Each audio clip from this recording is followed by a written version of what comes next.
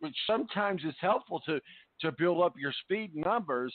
But when you talk about the in-tow speed, what does that mean? What does that mean as far as qualification goes? And how can a driver use that in-tow speed to their advantage? Well, obviously, it means more in the race. Obviously, try to make moves and overtake, but it is an Achilles heel in qualifying because it does not give you a clear view necessarily as far as how well you're going to do. Because remember, unlike in NASCAR where they have group qualifying, and these are single-car 4-lap runs for the Indy cars, so you're on your own. You do not have anyone else on the track where you can suck up on and, get a draft off of. So you make your own momentum. And obviously, well, it was great for Connor Daly to have the fastest lap yesterday. It may not mean a whole lot, if anything, because I think his fastest non-tow time was like 4 or 5 miles an hour off of that. So we'll see how it plays out. But, again, getting used to, race simulations, that's part of what the action was on Tuesday, Wednesday, and Thursday. But on Friday, if you're looking for qualifying speed, that's not the way to do it. All right, let's go through the entry list here of the 2019 list, and I'm going to put you in charge, let you take the lead. Let's go through the entire entry list, qualifications.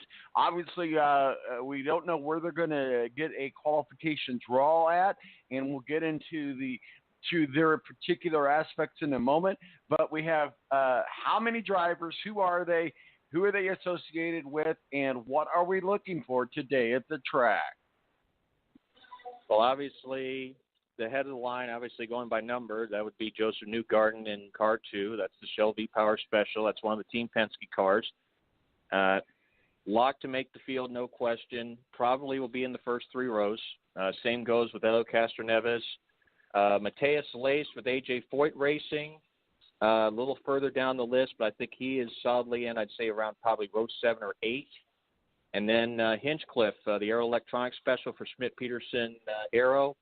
I have him right now at row 6 or 7 right now. The question in my mind right now with the Schmidt team, one of them is Marcus Ericsson. I think now with what's happened to some of the other contenders, he's in a safer spot, but I still think he's got work to do to make sure he gets in. I think I have him at row 10 right now. Dixon, obviously the Iceman with Chip Ganassi. I think he's in a solid position, but I just don't think he and the Honda power plant have enough to challenge the Chevys at this point.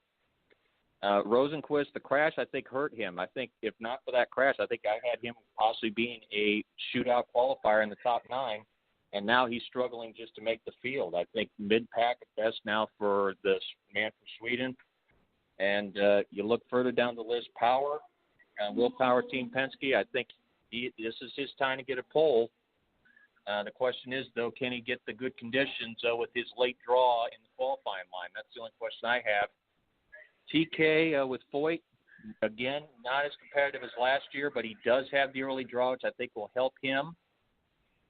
Graham Rahal certainly could be a contender based on what we've seen from Takuma Sato. Does it transfer over to Rahal? Is not known as a good qualifier. We'll see. And Bourdais, I think, maybe is the best hope for Honda, potentially, with Dale Coyne. The rookie, Santino Ferrucci, big mouth, a lot of bark, maybe not so much bite, but I think he'll solidly get in around row 8 or 9. Carpenter's got a shot to get the pole again. The owner driver, Indianapolis, gets the majority of the cheers on qualifying day. I don't think anyone's ever won 2 sets of poles back-to-back in their career, and he would obviously tie Rex Mays for the most poles by a non-Indy 500 winner if he were to get his 4th today. Piggott, certainly an X-Factor, the ex-Indy Lights champion, looking, another one of the 3 from Ed Carpenter. And Kimball, I think right now there's not much as far as Carlin. If you're looking for someone that actually may have a chance with Carlin, probably Charlie Kimball has that chance to do it. Sage Karam looked a little shell-shocked coming into Friday, but I think he now is safely in with Dryron Reinbold. Connor Daly. The question is that toe speed that he posted, how legit is it? That's the thing. He'll be the first out. He'll probably get the best conditions of anybody, but does that mean a whole lot? Hard to say. But I think he is certainly a guy that is rising up the list. I had him like in row 10, 11 when the month started, and I have him maybe row 6 possibly, which is a lot better than he was at. Zach Beach was another one I had that was in a little bit of the danger zone with Andretti Autosport, but I think he safely gets in. If Andretti Autosport, I think, has a threat to win the pole, Alexander Rossi is probably, the 27 is probably the best chance to do that for them. Brian Hunter-Ray, I think you'll see more from him on race day. Another one of the Andretti cars, not known as a strong qualifier. Sato's got the aggression. The second of the Rail Letterman Lanigan cars, as evidenced by the fact he qualified fourth, won the race in 2017.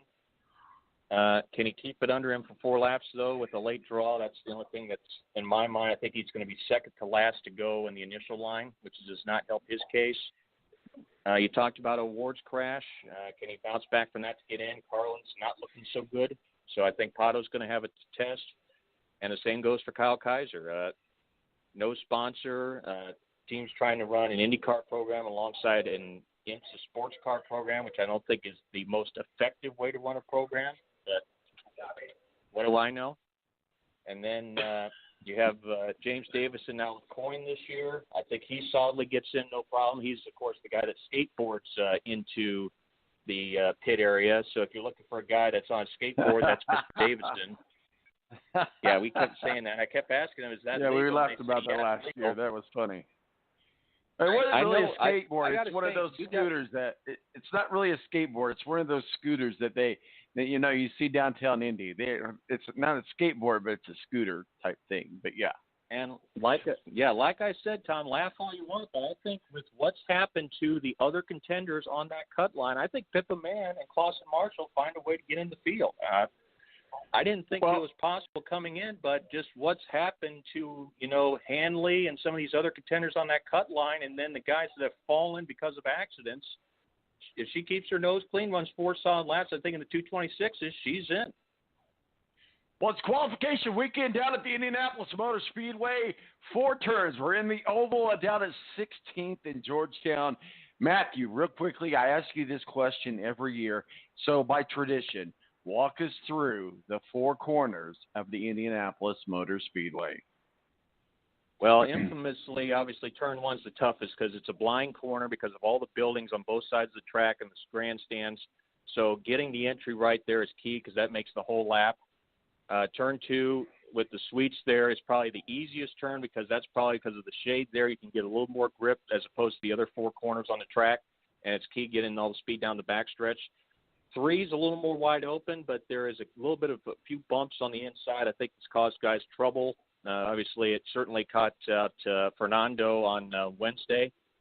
And then getting off of turn 4 is super critical because that sets up all your speed down that front straightaway. So if there is a play, you have to get them all right. And the thing that makes it also tough is you got to do it 4 times, and all 4 laps count. You just can't throw one away. So looking from that standpoint, I don't think you will have 4 tougher laps the entire season. And I've said that before, and I will always stick to it, that you will not see 4 more pressure-packed laps than what they will face today and potentially tomorrow.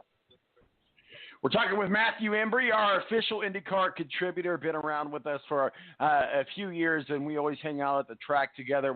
And I'll be out there. You're down there live at the Indianapolis Motor Speedway right now, and we can hear the cars go by, and that is so freaking awesome. As soon as this show's over, I am headed down there as well. We will meet up, and we will check out what's going on at the Indianapolis Motor Speedway. It's going to be a great weekend and then a great week. I'm going to be out there all week long. I'll be out at the Indianapolis Motor Speedway, and then, of course, the race. Matthew, let's go through these stables, if you will, and excuse my voice. I am fighting something. I don't know what it is, but we're gonna get through this. Let's start with the legend, AJ Foyt. AJ Foyt Enterprises, obviously. AJ Foyt, I have not seen him out at the track yet. My guess is that he's there, and we'll see him later on today or this weekend. But AJ Foyt Enterprises, obviously AJ, his son is now AJ Jr. is pretty much the heir apparent to the throne, if you will. But AJ Foyt Enterprises, we got Matthew Less, of course, they're Chevrolet stable, Matthew Lease and Tony Kanaan. Tony Kanaan, not a good showing at the GP, but that does not necessarily mean anything. TK, obviously former champion at the Indianapolis Motor Speedway. What are your thoughts? AJ Foyt Enterprises, Matthew Lease, and Tony Kanaan, both in the number 4 Chevrolet and the 14 Chevrolet. Well, I thought with the aggression, Lace is going to be further up with the Chevrolet Power, but it hasn't worked out that way. He hasn't made actually, if anything, I think he's been a little more too conservative for his own good, and I think you've seen that on the time charts.